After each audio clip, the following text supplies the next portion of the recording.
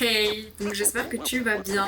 Dans cette vidéo, on va voir 10 choses que j'aurais kiffé savoir avant de venir à Bali. En numéro 1, on va parler du temps, de la météo. Comme tu sais sûrement, ici, il fait toujours très chaud. À Bali, il y a deux saisons, donc la saison sèche et la saison mouillée.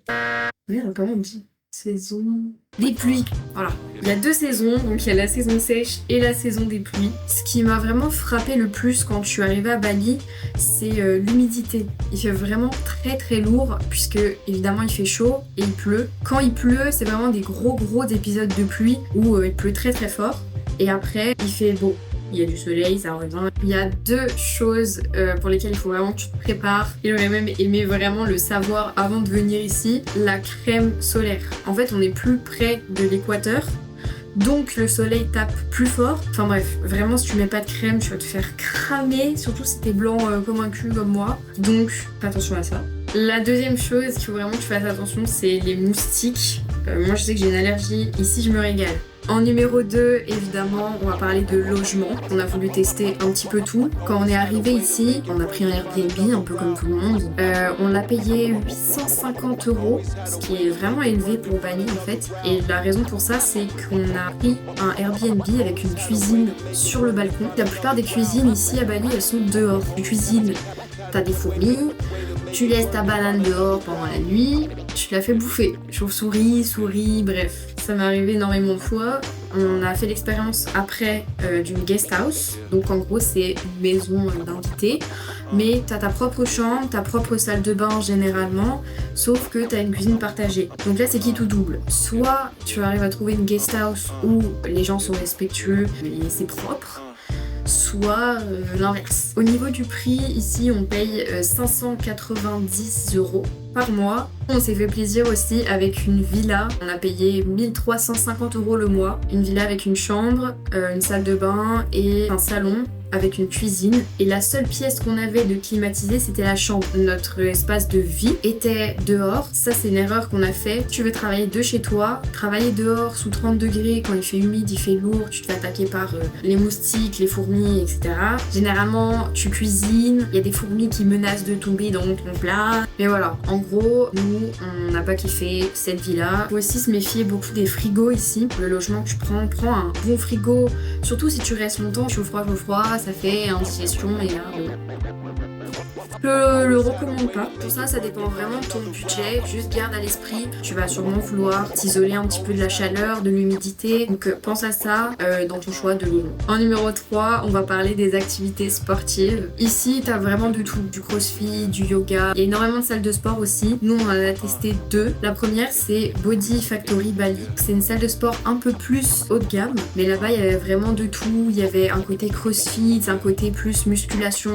Une pièce vraiment que pour les jambes. Il y avait beaucoup de cours aussi et il y avait un côté full récupération avec un sauna, un bain froid, une piscine, un espace vraiment pour se détendre et même un restaurant. Donc cette salle-là, elle était un peu plus chère, c'était 235 € par mois. La deuxième salle qu'on a essayée s'appelle Obsidian. C'est une salle qui est moins chère, mais il y a quand même un espace avec un sauna, une piscine et un bain froid. C'est juste un peu moins un endroit où tu t'imagines chill, rester longtemps. Il y a quand même beaucoup de monde, mais cet abonnement-là, il nous a coûté environ 80 € le mois. Il faut savoir que ici, les salles de sport, dans tous les cas, elles coûtent vraiment plus cher qu'en France. Et si t'es le genre de personne qui aime courir ou marcher, là, ça va être un peu plus compliqué de trouver ton bonheur. En numéro 4, on va parler justement des paysages, les routes, un petit peu comment c'est là-bas. Quand tu penses à Bali, généralement, tu t'attends à du vert, de la nature. C'est pas vraiment ça, en fait, ça dépend vraiment de là où t'habites. Si t'es plus vers Canggu,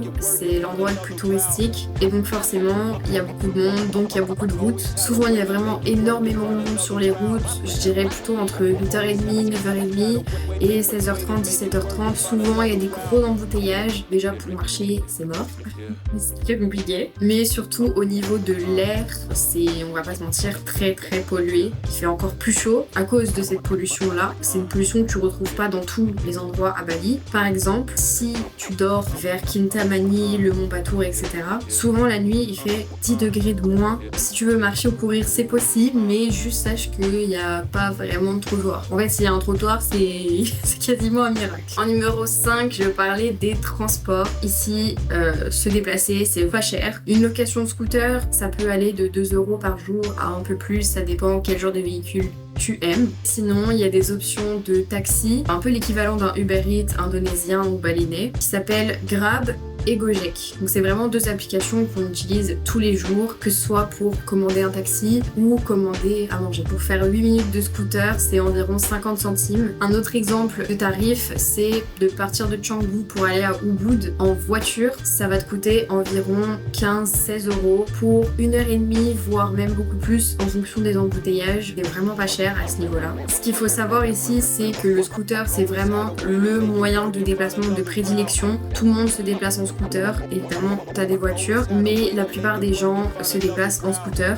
Si j'ai un conseil à donner, c'est fais attention. Si t'as jamais conduit de scooter, ici c'est pas pour les débutants, c'est vraiment il faut que tu prennes le temps d'apprendre et de te mettre sur un terrain ou peu importe et de t'entraîner si t'en as jamais fait. Parce que ici le trafic c'est vraiment impressionnant. Fais d'une attention, il n'y a pas de code de la route ici. Tout le monde va un peu là où ils veulent, surtout dans les moments où il y a beaucoup de monde, c'est un peu le bordel. Et si cette option-là, tu kiffes pas trop, moi franchement, j'adore me faire conduire. Les Grab, les Gojek ici sont adorables. Donc fais-leur confiance, hein, ils sont vraiment en train de conduire les scooters depuis 7-8 ans. Je vois des gamins, ils sont en train de conduire comme ça et ils ont une aisance. Je m'inquiète pas. En numéro 6, justement, en parlant des Grab et des Gojek, on parle des locaux, des habitants ici. Je me suis jamais autant sentie en sécurité qu'ici. C'est vraiment une population incroyable. Ici, peu importe où tu es, tout le monde va te sourire. Tu marches dans la rue, les gens sourient, ils te font des hello, etc. C'est très très agréable. Et en termes de sécurité, on ressent vraiment la différence. Moi, je sais que personnellement, je me sens pas forcément en sécurité quand je marche seule en France, peu importe d'ailleurs l'heure de la journée. Ici, vraiment je sors de ma séance de sport, j'ai la brassière comme ça, le short, etc. Je marche, on me dit bonjour, on me sourit, mais je me sens pas attaquée, je me sens pas...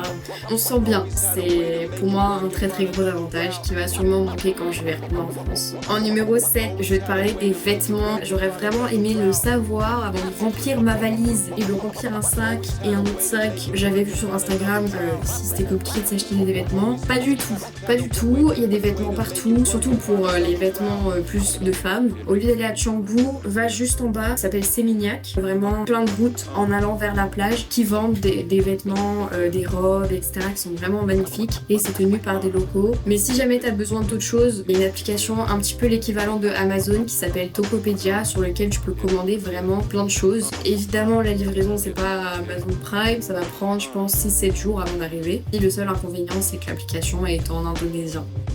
Traduire.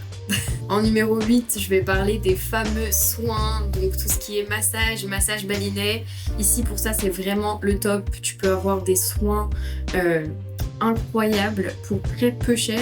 Par exemple, la dernière fois, je suis allée me faire masser pendant 1h30. C'était un massage tissu profond, très sportif, avec l'épaule. Et cette fois-là, ça m'a coûté seulement 25 €. Un autre exemple, pour mon anniversaire, je suis allée faire un traitement de 4 heures avec Gauthier. Donc on était 2. Ça nous a coûté 180 €. Pour tout ce qui est médecin, etc., il y a des hôpitaux. Et sinon, dans toutes les rues, quasiment, tu vas trouver des petites cliniques. C'est vraiment des petites cliniques où ils peuvent accueillir que 2 personnes. Par exemple, j'ai eu besoin de faire un traitement à un moment donné qui nécessitait un peu un soin d'urgence et je suis allée dans une clinique me soigner. Pour les produits de première nécessité, c'est pareil, tout ce qui est hygiène féminine, déodorant, moi je pensais que voilà, je suis arrivée avec ma trousse à pharmacie, un sac à dos rempli, mais vraiment t'as pas besoin, te prends pas la tête, ici il y a vraiment de tout. Prends le minimum au niveau des médicaments. Donc même chose pour tout ce qui est médecine alternative, ici t'as pas mal de choses, tout ce qui est huiles essentielles. Pareil pour le baume Gauthier, moi j'en avais acheté un quand j'étais en France, j'étais toute contente, ça m'avait coûté 15 €. Au final je suis arrivée ici, j'ai vu que c'était 3 €. J'ai eu le seum. En numéro 9, je vais te parler de nourriture. Là c'est mon sujet le plus important. Manger. Ici il n'y a pas de tout, mais il y a l'essentiel. Malheureusement il n'y a pas de fromage. Et il n'y a pas de fromage, Pareil pour les fruits rouges, il n'y en a pas. Il y a évidemment des fruits rouges surgelés, mais ils sont pleins d'eau, c'est pas le top. Si le pain français te manque et que tu restes ici longtemps, je te conseille vraiment d'aller à Butterman. Leur pain est vraiment incroyable. Si comme moi t'adores les sushis, alors n'oublie pas la sauce soja sucrée parce qu'ici il n'y en a pas. Il n'y en a pas, j'ai cherché partout, j'en ai pas trouvé. Selon moi, le plus gros défaut en termes de nourriture, ça va être les légumes déjà. On a essayé d'acheter des haricots la dernière fois, alors peut-être qu'il y a des bons haricots qui se trouvent. On est tombé sur des haricots filamenteux, on n'a même pas pu les manger en fait, parce que c'était vraiment pas bon. Mais c'est sûr qu'il y a moins de choix qu'en France, il n'y a pas d'épinards à la crème, il n'y a pas de légumes surgelés. C'est vrai qu'on voit vraiment la différence entre le poulet de France et le poulet ici. Il est un petit peu plus filamenteux, il a une texture un peu différente. Apparemment ça fait ça dans tous les pays, voilà, chaque pays a son poulet.